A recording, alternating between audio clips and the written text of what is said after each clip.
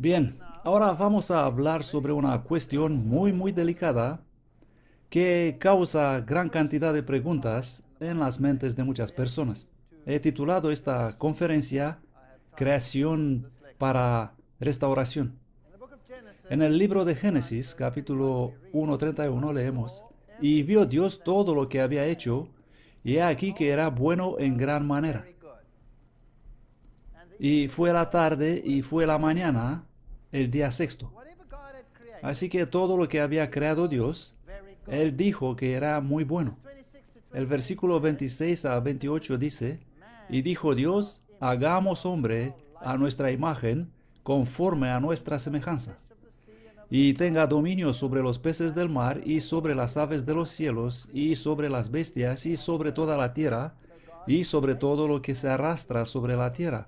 Y creó Dios al hombre a su imagen, a imagen de Dios lo creó, varón y hembra los creó. Y los bendijo Dios, y les dijo Dios: fructificad y multiplicaos, llenad la tierra y sojuzgadla, y señoread sobre los peces del mar, y sobre las aves del cielo, y sobre todas las bestias que se mueven sobre la tierra. Así que aquí había un plan bien definido para esta creación, y era muy bueno. Todo era perfecto, y el hombre debía controlar el medio ambiente. Pero ¿por qué creó Dios al hombre? Isaías 43:7 dice: Porque le he creado para mi gloria, y lo he formado, sí, yo lo hice. Así que el hombre no es solo una ocurrencia tardía. Él no es una casualidad, algo al azar que apareció aquí en esta tierra. Él fue creado según la imagen de Dios y fue creado para la gloria de Dios. Bueno, algunas personas hoy no parecen querer reflejar esta herencia en absoluto. Génesis 1:29-30 dice: Y dijo Dios, he aquí que os he dado toda planta que da semilla, que está sobre la faz de toda la tierra, y todo árbol en que hay fruto de árbol, que da semilla. Bien, así que esa era la dieta original del hombre según la Biblia. Todo lo que tiene semillas. Eso incluye los granos y las legumbres y las nueces, todas aquellas cosas que tienen semillas, y todo el árbol que da fruto. Así que frutos, granos, nueces, semillas, esa era la dieta original. Bueno, jóvenes, no había brócoli por ahí para ser obligados a comerlo. Nada de las verduras está mencionado ahí. Esto te será por comida, y a toda bestia de la tierra, toda la bestia de la tierra, así que para todos los animales de la tierra, y para todo el ave del cielo, y para todo lo que se arrastra sobre la tierra, en que existe vida, les he dado toda planta verde para comer, por comida. Y así fue. Por lo tanto, conforme con este texto, todos los animales serán, ¿qué? Vegetarianos. Bueno, espera un momento. ¿Estás loco? Obviamente tenemos criaturas por ahí afuera que están diseñadas para matar otras criaturas. Pero la Biblia dice que en el principio no existía muerte. ¿Acaso es eso una alegoría? ¿Es un cuento de hadas? ¿Qué quiere decir esta historia ahí en la Biblia? Bueno, ¿y qué tiene que decir Charles Darwin sobre eso? De hecho, este es el principal motivo que hizo a Charles Darwin optar para la evolución. Esta es la cuestión principal que lo confrontó. Darwin escribió a su amigo el doctor Asa Gray: Estoy desconcertado. No tenía intención de escribir ateísticamente, pero confieso que no puedo comprender tan claramente como los demás, y como desearía hacerlo, la evidencia para el diseño y la beneficencia de ese para todos nosotros. Me parece que hay demasiada miseria en el mundo. No puedo convencerme a mí mismo de que un Dios caritativo y omnipotente habrá creado los igneumónidos con la intención expresa de alimentarse dentro de los cuerpos vivos de las orugas, o que un gato debe jugar con los ratones. Por lo tanto, Darwin miraba el mundo animal y vio criaturas que parasitan. Él vio criaturas matando y dijo, esto no está bien, esto no es nada bueno, esto no es algo que un Dios bueno, amante y misericordioso creará. Hay demasiada miseria aquí.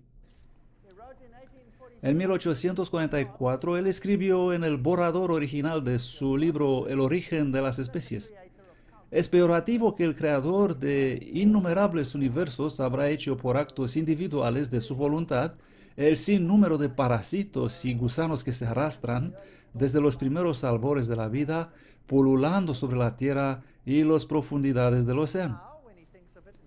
Y cuando pensaba en eso, en términos de principios evolucionistas, él decía, dejamos de ser sorprendidos de que un grupo de animales debió haber sido transformado para poner sus huevos en los intestinos y la carne de otros seres sensibles, que algunos animales deben vivir y disfrutar de la crueldad, que los animales deben ser llevados por falsos instintos, que anualmente debe haber una pérdida incalculable del polen, huevos y seres inmaduros.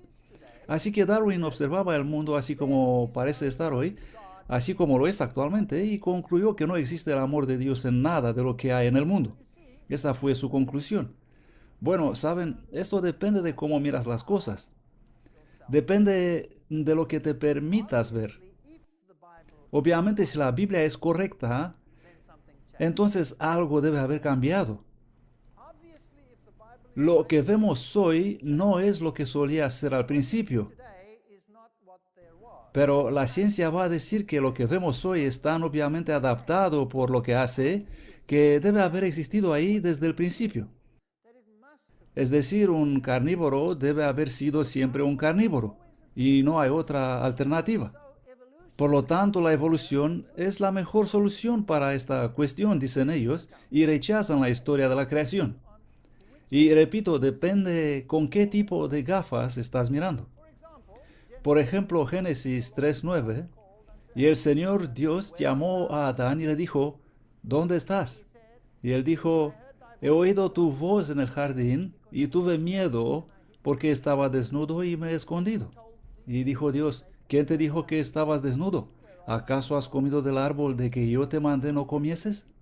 Dios sabía que él había comido del árbol, pero le preguntó para darle la ocasión de reconocer.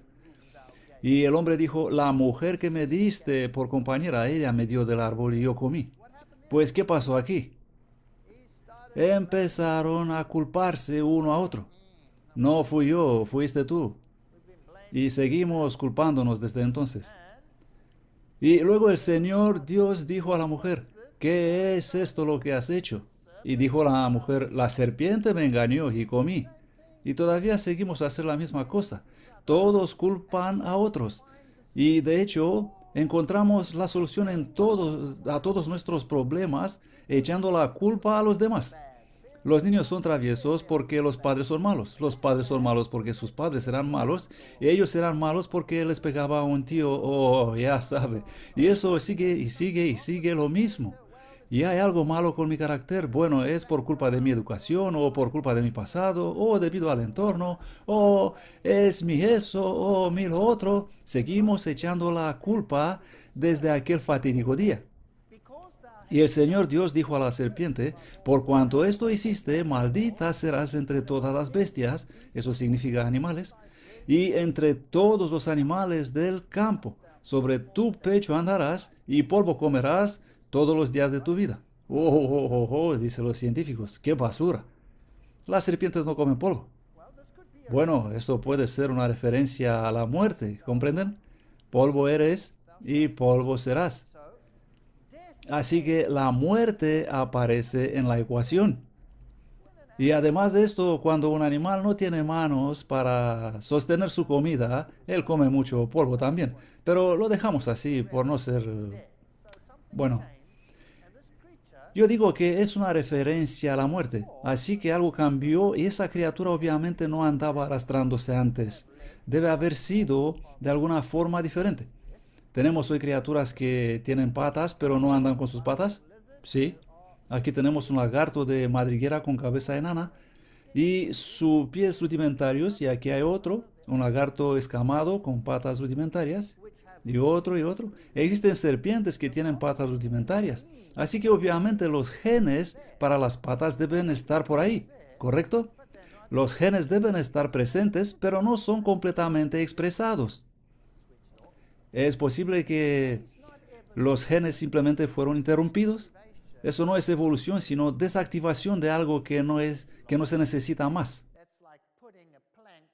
Es como poner una tapa sobre el piano a fin de no poder tocar más con él. Y de este modo, todo ese repertorio queda inutilizado. Por lo tanto, es un cambio, no es evolución en absoluto. Simplemente desactivación de los genes. ¿Y qué hay sobre los colmillos de la serpiente? Seguramente fueron diseñados para matar. ¿Qué es el colmillo? El colmillo es una herramienta para inyectar una secreción que nosotros llamamos veneno. ¿Tuvo la serpiente veneno en el principio? ¿Qué es ese líquido que sale de ese colmillo? Bueno, es simplemente una secreción salival. Las enzimas en la saliva son ligeramente modificadas por su expresión. Y ahora cuando son inyectadas, en vez de disolver y ser enzimas digestivas, ellas son toxinas, neurotoxinas o toxinas sanguíneas o cualquier otra variedad de toxinas, dependiendo de la forma de la proteína. Cualquier proteína extraña inyectada en nosotros causará una reacción y esta es simplemente más potente. Esto no significa que fue diseñado para matar en el principio.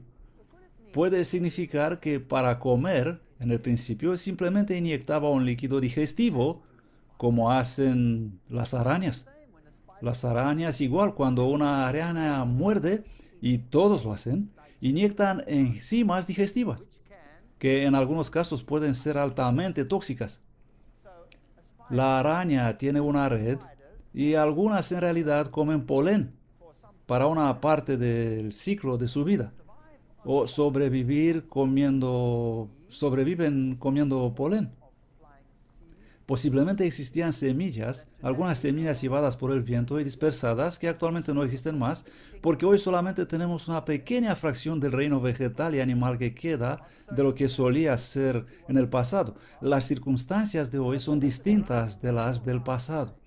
Maldita es la tierra por tu culpa, dijo Dios. Cuando entró el pecado, la tierra fue maldita. Maldita es la tierra por tu culpa, con dolor comerás de ella todos los días de tu vida, espinos y cardos te producirá. Bueno, aquí tenemos un cambio. A partir de ahora habrá espinos y cardos, y comerás la hierba del campo. Así que algo fue añadido a la dieta. Bien, pero ¿por qué? La tierra de repente había sido maldecida. ¿Acaso significa eso que el suelo no iba a producir más lo que solía producir? ¿Qué tal si aparecen las estaciones y por ciertas partes del año lo que sea que comieras de repente ha desaparecido? Digamos que eres un animal adaptado a comer albaricoques y por 3 meses del año albaricoques y luego la estación cambia y por los siguientes 9 meses ya no existen. ¿Qué harías? Solo tendrás 2 opciones. O te mueres, o haces qué? Cambias tu dieta. Estas son las únicas 2 opciones. Mueres o cambias la dieta. Y si la tierra no produce lo que solía producir, entonces tienes que añadir una mayor variedad de alimento, además de lo que solía usarse como comida. Así que algo fue añadido debido a estas circunstancias. ¿Qué son los espinos y los cardos? Aquí vemos espinos, en este caso se trata de un tallo modificado. No es algo nuevo, sino un tallo, los genes del tallo expresados para desarrollar espinos. Así que el tallo empieza a crecer, luego se seca y agudiza y forma una espina. En este otro caso, por ejemplo, este vástago se ha modificado en esta suculenta cosa para ser un depósito de agua y para actuar en realidad como una hoja él mismo. Tanto que las hojas que solo servían para la evaporación y la pérdida de agua, desaparezcan y las espinas que ustedes ven en esas plantas espinosas son en realidad hojas modificadas. Todo eso significa que en una hoja normal el gen desenrolla la hoja y la despliega. Aquí, sin embargo, el gen enrolla la hoja, forma un punto duro, la seca y se transforma en espino. ¿Es esto algo nuevo o es simplemente algo diferente expresado? Es algo solamente distinto expresado. Aquí tenemos una rosa y también espinos. En este caso se trata de un proceso cortical o epidérmico. Es algo activado allí para causar este brote que es una espina. Por lo tanto, los espinos no son algo nuevo, sino una modificación de algo que ya existía. Y lo mismo pasa con los cardos. En lugar de la hoja y el despliegue de la flor, del pétalo, se pliega sobre sí mismo y se seca y forma un cardo agudo. Esta es una modificación de la expresión del gen. No es algo nuevo. No es evolución, sino la consecuencia de un cambio ambiental. Este organismo puede sobrevivir ahora en zonas secas y pueden sobrevivir en circunstancias menos favorables que antes. Ahora, ¿qué es un parásito? Darwin dijo, ¿creó Dios los parásitos? La Biblia dice que todo era perfecto, que no existía muerte. Seguro que los animales no se comían entre ellos. Así que ahora existen millones y millones de variedades de gusanos, probablemente haciendo sus cosas en el ambiente original, pero también de repente existen parásitos. Bueno, aquí tenemos una tenia, por ejemplo. Una tenia o una solitaria. ¿Tiene tracto digestivo? No. ¿Existe algún gusano plato que tenga tracto digestivo? Sí. Así que si ahora la tierra es maldita y no produce lo que solía producir, entonces alguien debe renunciar a algo. ¿Y qué tal si estas criaturas, por casualidad, cuando son ingeridas, se los arreglan sobrevivir en un huésped y con el tiempo, debido a que son cubiertas de algo que las protegen, la cutícula que los protegen de enzimas, ellos pueden sobrevivir y crecer en el intestino de otras criaturas y debido a que todo fue predigerido para ellas, ahora ellas no necesitan un intestino. ¿Y cómo perdieron el que tenía?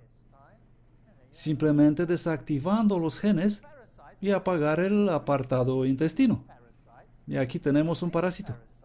Y esos parásitos no fueron originalmente diseñados para ser parásitos, sino que se volvieron parásitos porque su propósito original fue alterado. Por eso si echamos un vistazo a las miriadas de los agentes patógenos que tenemos, como esas células normales de E. coli, y los agentes patógenos son simplemente especies trasladadas. Muy a menudo, si tomamos una E. coli normal, que es una bacteria normal en tu intestino, y lo trasladas en un sitio equivocado en otra parte del cuerpo, de repente el entorno es distinto y responde secretando compuestos y de repente se vuelve altamente patogénica y te vuelves muy enfermo debido a eso. Pero solamente es un organismo trasladado que ahora sobrevive en el lugar equivocado. Los plásmidos son pequeñas moléculas de ADN conocidos de casi todas las células bacterianas. Los plásmidos llevan de 2 a 30 genes. Algunos parecen tener la habilidad de moverse dentro y fuera de un cromosoma bacteriano. Aquí tenemos un pequeño plásmido y ahí un cromosoma bacteriano. Y esos pequeños trozos de ADN pueden entrar en el ADN. Y lo que puede resultar algo como aquí. Este es un plásmido donante, y se mueve en un recipiente y resulta incorporado en el ADN y termina a ser un recombinante.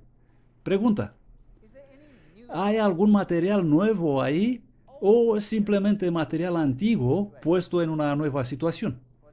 ¿Qué pasó aquí? No hay nada nuevo aquí. El plásmido existía desde el principio y es solo este trozo de ADN que fue incorporado en esta criatura, tanto que este ahora contiene otra extra pieza que no tenía antes, pero eso no es evolución, es un proceso. Ciertos tipos de bacterias pueden donar parte de su ADN a una célula receptora.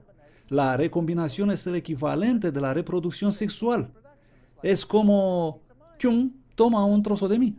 Noten que no todo el ADN es transferido, sino solo un trocito. Así se adquiere, por ejemplo, la inmunidad, resistencia a los pesticidas, herbicidas, resistencia a los antibióticos, y no se basa en material nuevo, es material existente que ha sido esparcido. Así que no hay nada nuevo aquí. Pero una criatura puede de repente volverse patógena y ser un organismo peligroso, y por eso cada año la gripe y otras enfermedades cambian debido a que intercambian información. Pero no es nada nuevo. Esto no es evolución, es redistribución de material existente. Aquí vemos unas criaturas interesantes. Los cirípedos o percebes son aquellas cositas afiladas que te cortan cuando pisas las rocas de la costa del mar. En realidad son pequeños moluscos parecidos con unos cangrejos en una concha.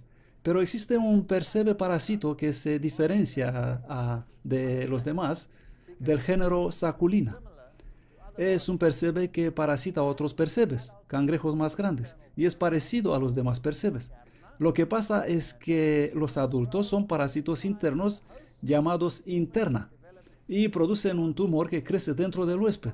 Y esos tumores pueden desarrollar un sistema de raíces entrelazadas ramificándose a través del cuerpo de su huésped y absorber sus nutrientes.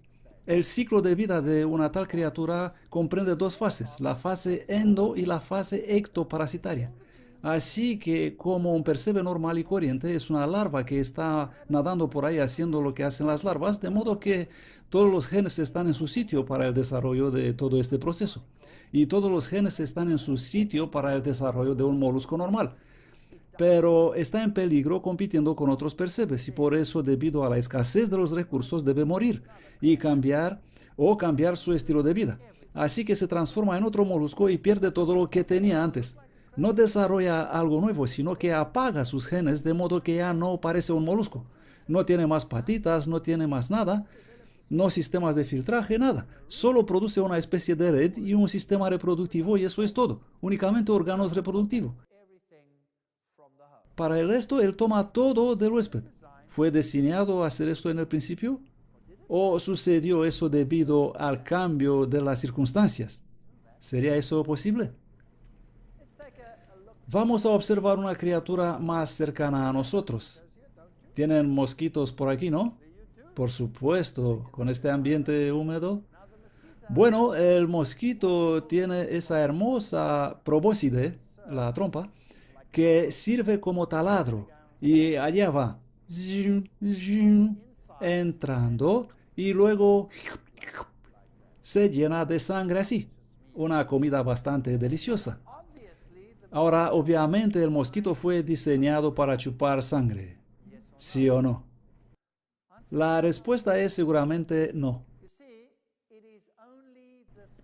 ¿Saben? Es solamente la hembra que chupa sangre. ¿No es eso increíble? Solamente la hembra. ¿Y el macho qué hace? Como todos los machos en este planeta, él es muy tímido. ¿Y chupa únicamente qué? Jugo de plantas. Así es, jugo de plantas. Así que el macho va con esa estructura y va a una planta y extrae algo de jugo de planta. ¿Y qué tal si en algún momento en el pasado la tierra fue maldita y ahora todo empezó a cambiar y esa planta ya no produce suficiente energía para que la hembra mosquito pueda desarrollar sus huevos? ¿No sería muy útil usar la misma estructura que fue diseñada para un propósito, usarla para otro propósito? Abriendo y descubriendo que la sangre es muy rica en nutrientes. Lo único que cambió es el lugar donde ella se pone y luego seguir con lo que tiene que hacer. Así que fue diseñado para ser un insecto chupa plantas o un insecto chupa sangre. Probablemente lo primero. Ahora, ¿qué tal estas criaturas? Las avispas y las abejas y todos esos compañeros que nos pican, que son tan malos, seguramente esa es una estructura diseñada para infligir gran dolor y daño, ¿no? Si nos fijamos en todas estas avispas por aquí y con sus características interesantes, bueno, si los ves te mantienes fuera de su camino. Pero ese aguijón no es otra cosa que un ovipositor transformado.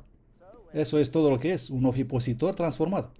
Así que cuando una abeja te pica, ella en realidad paga con su vida porque hay una púa en el aguijón que se queda clavada y luego, ups, aquí está el aguijón. ¿Fue este diseñado para ser un arma o fue diseñado originalmente para ser un ovipositor? Los ovipositores pueden consistir en un número de segmentos y así incluso los que son capaces de poner huevos pueden también picar hoy en día, debido a que el ovipositor se ha transformado. Pero originalmente su función no era picar, sino poner huevos. Y la secreción producida en el ovipositor es simplemente secreción proteínica usada para lubricar los huevos y formar varios componentes proteínicos a los cuales nosotros somos altamente alérgicos si se nos inyectan y por lo tanto provocan estas reacciones de malestar. Pero eso no significa que fueron diseñados para atacar o como defensa. Es una tontería. Seguramente no fueron diseñados matar orugas y larvas mediante el ovipositor. Podrían haber sido previstos de mejores armas. Pero si la dieta original ya no está disponible, entonces claro, tienes que cambiar. Por ejemplo, la mariquita. Las mariquitas son una plaga en África del Sur, una plaga para los cultivos de albaricoques. Comen albaricoques y dejan pequeños agujeros en ellos. Así que en la temporada de albaricoques se usan distintos métodos para controlar esas plagas.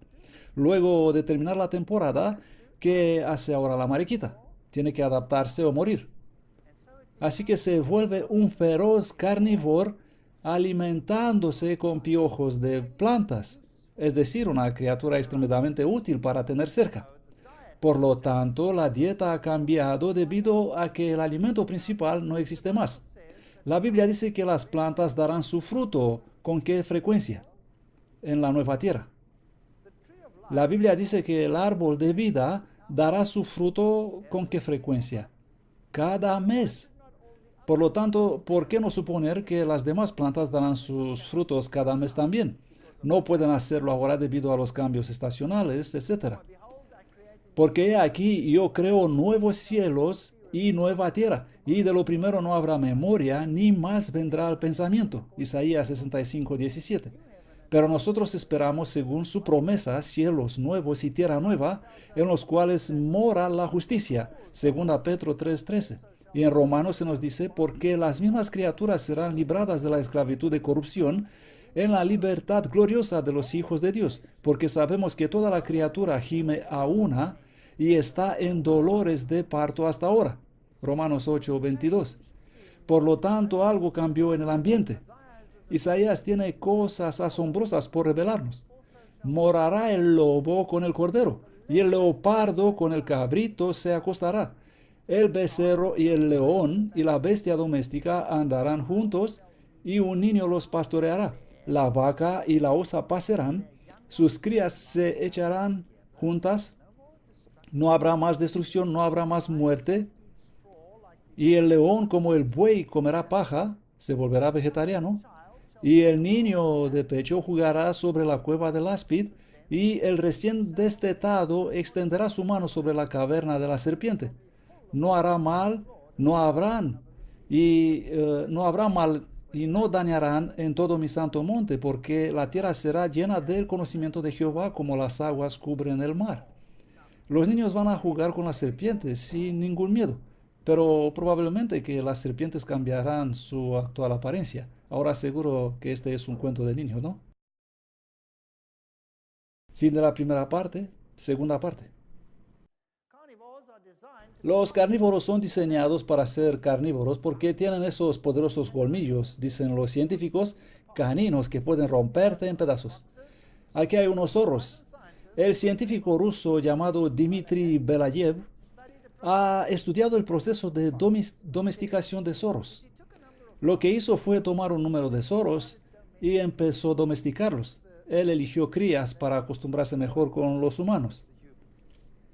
Y luego, en unas 8 generaciones, él obtuvo unas camadas en las cuales los zorros jóvenes socializaban con los humanos. Y después de 13 generaciones, todos eran como los perros. Dormían a sus pies, pedían comida cuando tenían hambre, lamían a sus cuidadores. Un asombroso cambio tuvo lugar en estas criaturas. Y no solo eso. Cuando él analizó el nivel de hormonas y las glándulas adrenales se habían vuelto más pequeñas. El nivel de adrenalina era más pequeño, el animal ya no era tan agresivo y el nivel de serotonina en el cerebro había subido más del doble. Eso es fascinante. En los esquizofrénicos, el nivel de serotonina es muy bajo. Así que los psiquiatras le administran una medicación para elevar el nivel de serotonina y así el paciente se calma. Si el nivel de serotonina es bajo, entonces el paciente es muy violento. Así que este cambio social en esos animales, ¿fue eso evolución? Absolutamente no. Si puedes cambiarlos únicamente mediante la capacidad selectiva de los genes en solamente unas pocas generaciones, eso no es evolución. Eso es desactivación de algunos sistemas y la activación de otros, que los hizo parecerse más con lo que solían ser originalmente. Si tomas los carnívoros, aquí hay un oso, ese es clasificado como carnívoro, aquí lo vemos comiendo peces, pero en el norte la migración de los salmones acaba muy rápido, desafortunadamente para los osos. La migración ocurre únicamente cuando se derrite la nieve y no existen otras fuentes de alimento alrededor. ¿Y qué comen los osos durante el resto del año? Aquí están. Plantas, moras, hierbas sabrosas. Esta es su dieta. De hecho, más de 80%, alguna vez 86% de la dieta de los osos es constituida por vegetales y frutos. Prácticamente por eso se llama bear, oso en inglés, porque come berries, moras. Es el singular para moras en inglés. Ahora, ¿qué tal si esos cambios estacionales que vemos hoy no existieran? ¿Tendrá el oso comer otra cosa que moras y plantas y su sabrosa hierba que tendrá todo el tiempo? ¿Sí o no? Por supuesto que no. Por lo tanto, el tener las herramientas para matar, ¿significa que fue diseñado para matar? ¿Sí o no? No. Aquí tenemos un oso panda. Él también es clasificado como carnívoro. ¿Qué está comiendo? Bambú. Esa es su dieta. En el pasado había mucha variedad de plantas que hoy no existe más. Mucha variedad de helechos, de cicadáceos que hoy no existen, que solo encontramos en el registro fósil. De repente, una enorme variedad de alimentos desaparece. ¿Qué se supone que deben hacer los animales si tienen este problema? O dejan de vivir o cambian su estilo de vida. Y los que tienen el equipamiento para arreglarse la vida van a sobrevivir. Así el oso koala solamente come eucalipto y vive estupendo. En realidad él duerme 80% de su vida. Así que obviamente le bastan unas hojitas y luego echarse otra siestita. Y si no le das eucalipto, él muere, porque ese es su único alimento. Aquí vemos un panda rojo en un zoológico de Australia y en la descripción leemos: los pandas rojos son clasificados como carnívoros, comedores de carne, pero la mayor parte de su dieta es el bambú. Eso debe ser muy desalentador para el mundo científico, porque de repente las criaturas no hacen lo que se suponía que deben hacer. Aquí tenemos un pez, y si lo analizamos vemos que tiene una vejiga urinaria, intestinos, hígado, corazón, branquias, riñones y otras interesantes estructuras. Ahora, en el interior del riñón, ellos tienen una fábrica llamada glomérulo. Esta es una excelente y bonita máquina de filtración y la sangre entra bombeada por aquí y la presión es muy alta y filtra el líquido que se acumula aquí Se le remueve el sal y está eliminado mediante la orina. Una estructura muy interesante en el riñón del pez. Ahora, el pez en el mar tiene un grave problema, porque su concentración de sal es más baja que la del agua del mar, así que ellos pierden mucha agua debido a la osmosis. Por lo tanto, esta estructura para un pez es una calamidad. Por lo tanto, lo que hicieron los peces fue apagarla. Ya está desactivada, ya no funciona. Así que los peces del mar contienen una estructura anatómica que jamás usan. ¿Y por qué desarrollaron una estructura que no usan nunca? Y los científicos están peleando continuamente con esta idea. Evolucionar a los peces en agua dulce o en agua salada. El mar es más que el lago, así que seguro evolucionaron en agua salada, pero si evolucionaron en agua salada, ¿por qué tienen un glomérulo? Un pez en agua dulce tiene otro problema. Su contenido de sal es más grande que el agua en que vive y el agua le está entrando constantemente mediante la osmosis, tanto que él debe eliminarla. Si te bebes 5 vasos de agua de una vez, luego tendrás que correr ¿dónde? Sí, ¿por qué? Porque los riñones la están bombeando hacia afuera a través de tu glomérulo.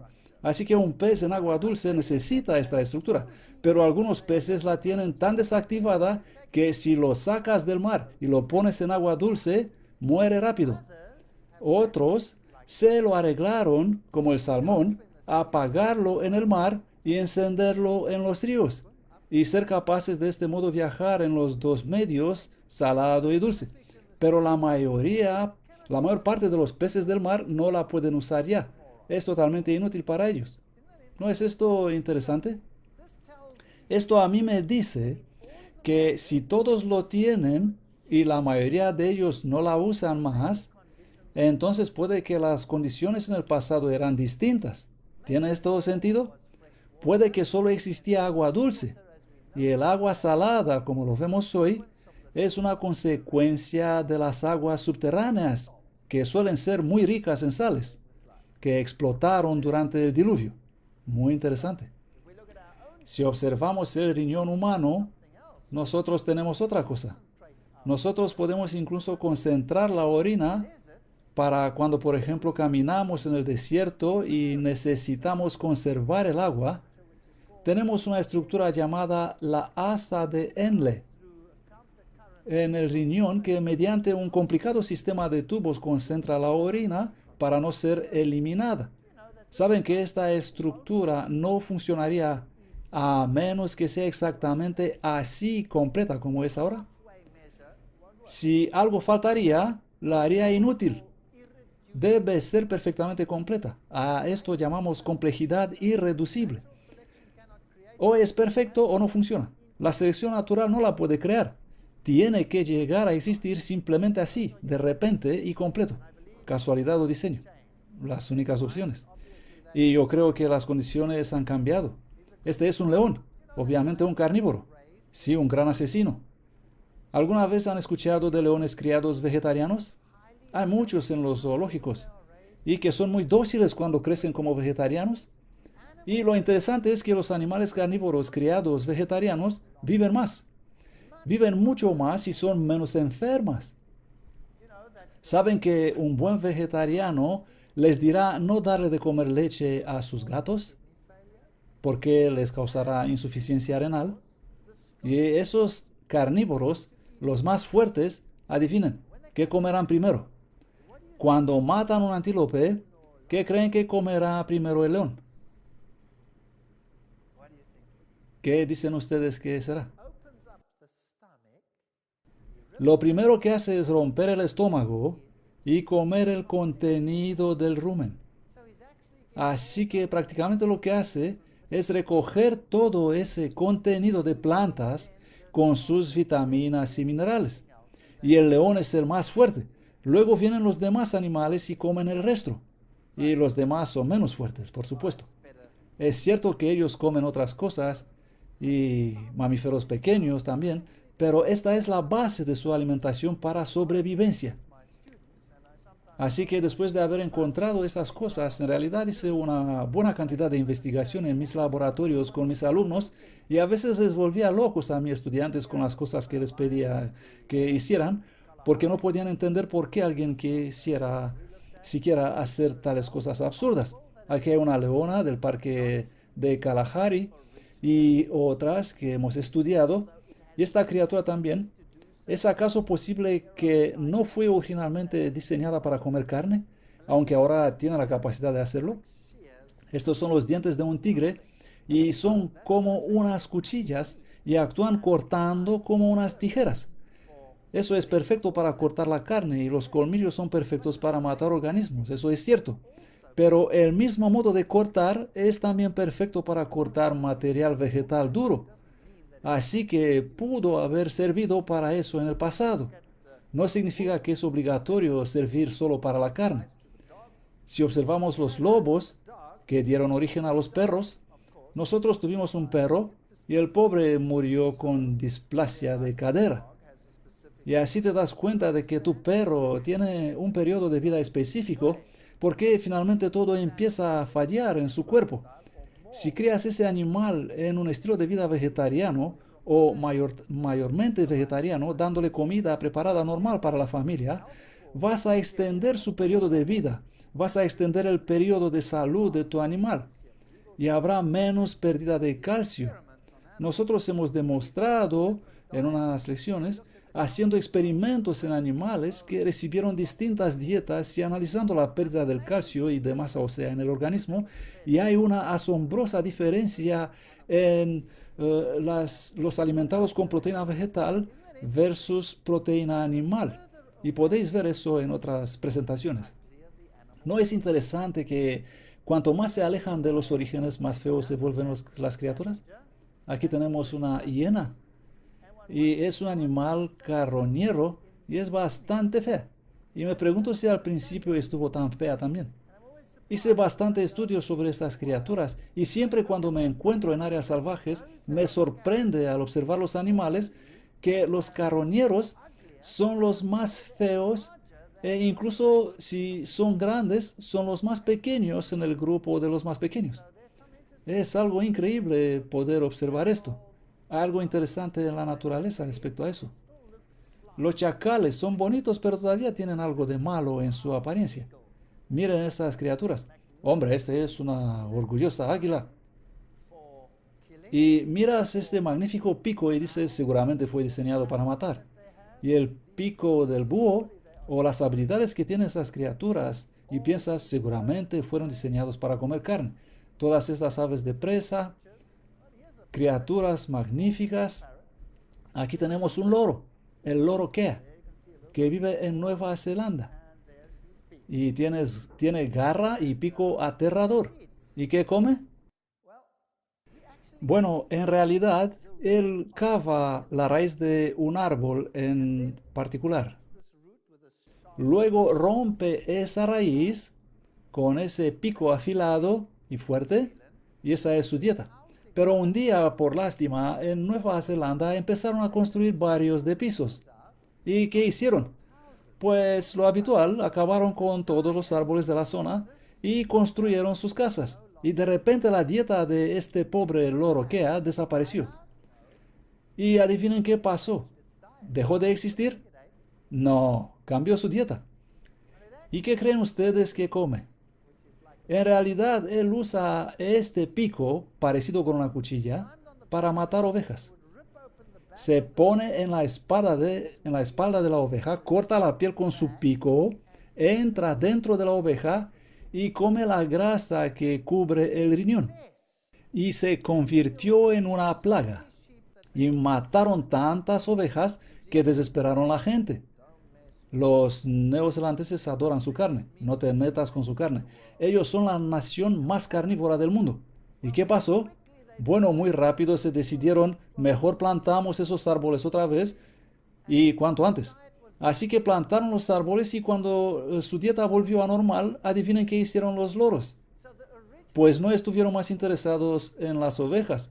Por lo tanto, si no hubiera existido la fuente original del alimento de este loro cuando los primeros emprendedores aparecieron en Nueva Zelanda y esa criatura estaría matando otros animales, no hubieran creído ellos que, bueno, ese loro fue diseñado para matar, ¿sí o no? Por supuesto. Aquí tenemos un loro muy lindo. Estábamos atrayéndole con una bolsa por aquí Y él sacó sus garras para cogerla, ¿lo ven?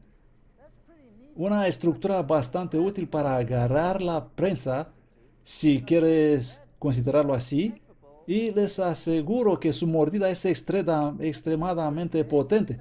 Si le pones el dedo ahí, te lo puede cortar de una mordida. ¡Yup! Adiós dedo. ¿Tiene esta criatura el equipamiento necesario para matar? ¿Sí o no? Por supuesto, pero en realidad, ¿para qué usa su pico? Para romper nueces. Para eso lo usa. Pero si las nueces no fueran ahí, ¿no comería otra cosa? Bueno, pero los loros generalmente son muy cariñosos.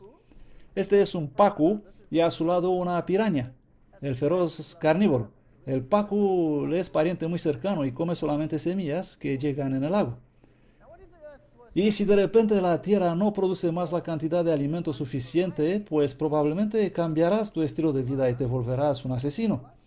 Existen, de hecho, especies de pacú que tienen dientes muy similares a las pirañas y se han encontrado pirañas que comen semillas también. Así que no es obligatorio haber sido diseñados originalmente ser lo que son actualmente. Existen todo tipo de interesantes criaturas como ardillas, etcétera, que comen semillas y plantas. Pero ¿qué pasa cuando la lluvia ácida destruye su bosque y las semillas ya no son tan abundantes como antes? ¿Qué va a hacer la ardilla? Pues realmente comerá carne podrida, comerá animales muertos. ¿Pero fue ella diseñada para comer animales muertos? ¿Sí o no? Seguro que no. Pero es cierto que cambiarán si los tiempos cambian. Animales como la musaraña, que ahora son comedores de insectos, insectívoros, los murciélagos son básicamente insectívoros, pero algunos solamente comen frutas. Así que obviamente la capacidad de comer otras cosas existe. Estos son herbívoros, obviamente diseñados para comer únicamente plantas. ¿Comen los herbívoros a veces otras cosas que plantas, sí o no? ¿Alguien sabe? ¿Iría un antílope y comerá un animal muerto, sí o no? Bueno, la respuesta en realidad es sí. En ambientes como el desierto de Namib, por ejemplo, donde viven antílopes y muy a menudo el clima se vuelve muy seco y no hay suficiente plantas alrededor y las necesidades de calcio de los animales cambian, entonces comen cadáveres para obtener el calcio y otros nutrientes, cosa que nunca harían en circunstancias normales. ¿Comprenden? Las criaturas cambian según las circunstancias. Los roedores son muy interesantes. Ellos comen plantas, pero son coprófagos, es decir, comerán sus propias heces. Los conejos son coprófagos. Ellos pasarán la comida 2 veces por los intestinos porque probablemente no cumplen la misma función original y ahora en la fermentación que ocurre en el ciego, ellos tienen un problema con eso ya que deben reciclar la comida y por eso son coprófagos. Así que hicimos algunos experimentos, ya que los científicos dirán, bien, todo claro y bonito, pero un león no es diferente solo en materia de dientes, sino que tiene una distinta estructura intestinal. ¿Comprenden? Un carnívoro generalmente tiene un intestino muy corto. Los leones, los perros y todos esos, y la longitud del intestino es aproximadamente 6 veces la longitud del torso. Mientras que en los humanos, por ejemplo, es 15 veces la longitud del torso. Y en herbívoros, como la vaca, es 22 veces la longitud del torso. Así que me preguntaba si la dieta puede afectar la longitud del intestino, porque esto era usado como un argumento por la ciencia. Por lo tanto, les dije a mis alumnos, bien, vamos a hacer un estudio. E hicimos un estudio con dietas de origen vegetal y animal sobre pollos de parrilla. En los criaderos, los pollos generalmente son alimentados con harina de pescado. Algunos comen algo llamado subproductos de cría de pollos, que en realidad son restos de animales muertos triturados. y algunos con mezcla de granos y otras cosas en esta industria de crianza intensiva. Así que lo que hicimos fue tomar una dieta completa de proteína vegetal y otra proteína completa animal, como la harina de pescado. Y también hemos testado los efectos de los antibióticos. Y hemos usado dieta de plantas sin antibiótico y dieta de plantas con antibiótico, ya que el antibiótico afecta a las bacterias. Y queríamos saber cuál es el efecto si solo cambia la bacteria en un organismo. ¿Afectará eso el intestino y la anatomía y otras cosas? Y hemos hecho lo mismo con la dieta de origen animal, y así hemos probado 4 distintas dietas. ¿Y qué hemos descubierto? La A es la dieta de plantas, solamente comida vegetal. La B es la dieta de plantas más antibióticos. La C, dieta de proteína animal, y la D, dieta animal más antibióticos. Respecto a la masa total no hubo ninguna diferencia, es decir, lo que hicimos no afectó mucho el peso del animal. La masa del intestino, wow, aquí sí que hubo gran diferencia. De repente los que comieron dieta vegetariana tuvieron intestino más grande. Cuando añadimos antibiótico, se volvió más pequeño. Al añadir proteína animal, fue más pequeño, y al añadir antibiótico a la dieta animal, fue más pequeño todavía. Muy interesante. La longitud del intestino, pues prácticamente hemos sacado esos intestinos y los hemos medido. La gente pensaba que estamos locos, pero este es el resultado. La longitud del intestino al recibir únicamente alimentos vegetales fue el más largo. Eso es muy interesante. Así que había más espacio para absorber el alimento. Cuando añadimos antibiótico, hubo un descenso significativo en la longitud del intestino. Obviamente, cuando la bacteria muere, el intestino no fue muy alegre y dejó de desarrollarse como lo hacía antes. Cuando hemos utilizado proteína de carne, es decir, harina de pescado, para alimentar los pollos, el intestino fue más corto. Al añadir a eso antibiótico, fue más corto todavía. Por lo tanto, únicamente la dieta por sí sola afectó el intestino. Por eso, si tienes un perro, por ejemplo, y el perro se enferma y empieza a tener todo tipo de problemas como gota y todos estos dolores de vejez, entonces puedes aplicar a tu perro una dieta más sana, mayormente vegetariana. Al principio el perro va a adelgazar mucho, pero luego de unas semanas, con la nueva dieta, él empezará a reponerse y vivirá completamente normal. ¿Por qué? Debido a que el intestino se habrá regenerado en gran medida y tendrá más poder de absorción. Por lo tanto, si en una generación obtienes este resultado, ¿qué efecto tendrá esto después de unas cuantas generaciones? Y actualmente existe un gran número de revistas y artículos científicos hoy que demuestran que la longitud del intestino es afectada por lo que comes. Otra cosa fascinante que hemos descubierto, pero no hemos conseguido acabar el test, y realmente debería ser investigado eso, ha sido que la masa del corazón también fue afectada. En la dieta vegetariana, el corazón era más pequeño y muy fuerte, y cuando añadimos antibiótico, ¡boom!, la masa creció. El corazón estaba prácticamente como un saco lleno de grasa y muy enfermo. Con la dieta de proteína animal no hubo diferencia estadística, pero al añadir antibiótico ocurrió la misma cosa. Y nos hemos preguntado muy serio, ¿es posible que tenemos este crecimiento extraordinario de enfermedades de corazón en jóvenes debido a la dieta que comen hoy en día y debido a los antibióticos que ingieran todo el tiempo? Es algo que debería ser investigado. Lo que intento yo hacer es demostrar que lo que comes en realidad determina cómo será tu anatomía, tu salud y afecta toda tu vida. Con la masa del hígado pasó lo mismo. Creció cuando añadimos antibiótico. Por lo tanto, creemos que el antibiótico debería ser utilizado solamente y únicamente cuando estás muy enfermo, de verdad enfermo, y evitarlo por completo sería lo mejor que puedes hacer.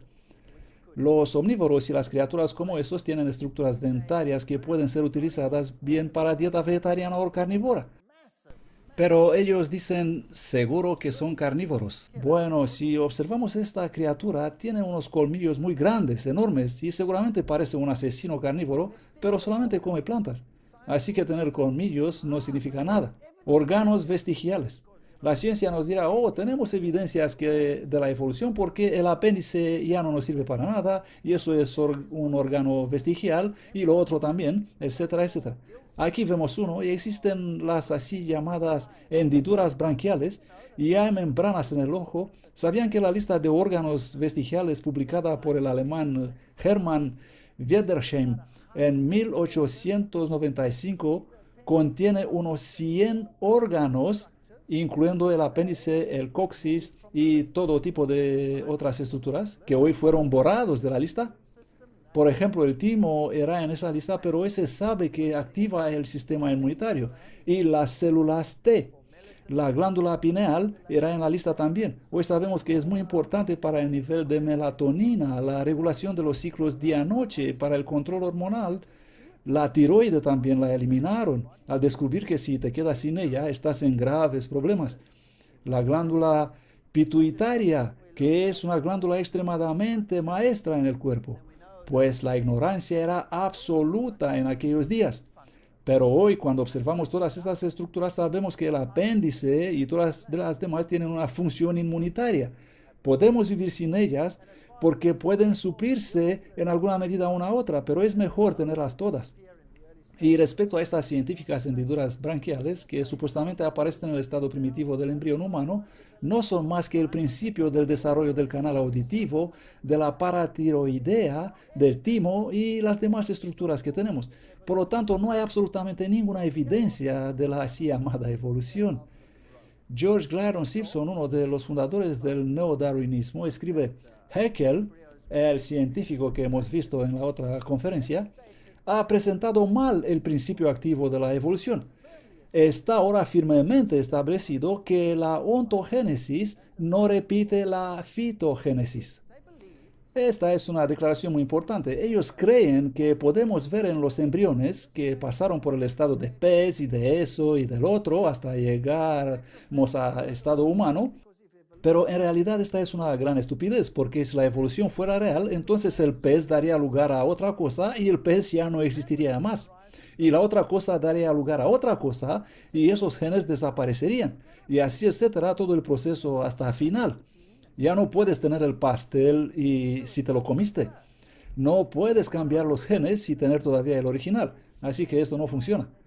En un artículo de la revista El Científico Americano leemos: seguramente la ley biogenética está más muerta que un picaporte. Finalmente fue exorcizada de los libros de texto de biología en los años 50. Como un tema de seria investigación teórica, ella se había extinguido en los años 20. Fin de la cita. Pero todavía la puedes encontrar en los libros de texto hasta este mismo día. Bien, para resumir esto, me gustaría proponer lo siguiente. El mundo era perfecto cuando fue creado y existían fuentes de alimentos para todas y para cada una de las criaturas de la tierra. Luego apareció el pecado, las cosas cambiaron, las fuentes de comida disminuyeron, muchos animales se extinguieron y los que pudieron adaptarse a otra vida lo hicieron. Pero esto no significa que fueron diseñados para ser así en el principio. Los que no tuvieron otra opción que sobrevivir dentro de otras criaturas se convirtieron en parásitos. Pero no fueron originalmente diseñados para ser parásitos. Por lo tanto, teniendo este nuevo conocimiento, póngase en el lugar de Darwin. ¿Qué dirían? Yo diría, wow, un día el león comerá exactamente como el oso panda. Su fuente de alimento será restaurada y él comerá lo que fue diseñado a comer porque tendrá de nuevo su comida preferida. Muy pronto todo lo que vemos hoy en materia de sufrimiento y dolor y muerte desaparecerán porque la tierra va a ser restaurada y recreada, totalmente nueva. Y no tengo ningún solo motivo científico en absoluto para no creer que Dios dice la verdad. Y a diferencia de Darwin, que miró la parte oscura y dijo, aquí no hay amor, yo puedo mirar la parte sombría y decir, las cosas han cambiado debido al pecado. y para recordarnos lo que hace el pecado y crear en nosotros una esperanza para un mundo perfecto, para que podamos mirar a Dios y suplicar a Dios, limpiarnos para ser parte de aquella nueva creación. Es simplemente otra perspectiva usando la misma información. Y la elección es de ustedes. Puedes caminar en el campo y tomar en cuenta los espinos y los cardos, o puedes elegir alegrarte mirando las flores. La elección es de cada uno. Puedes mirar la parte oscura o la parte luminosa. Dios ha dejado todo allí para nosotros, para recordarnos de lo hermoso que debió ser en el pasado. Y también permitió lo negativo para hacernos desear algo mejor. Elijan. Gracias.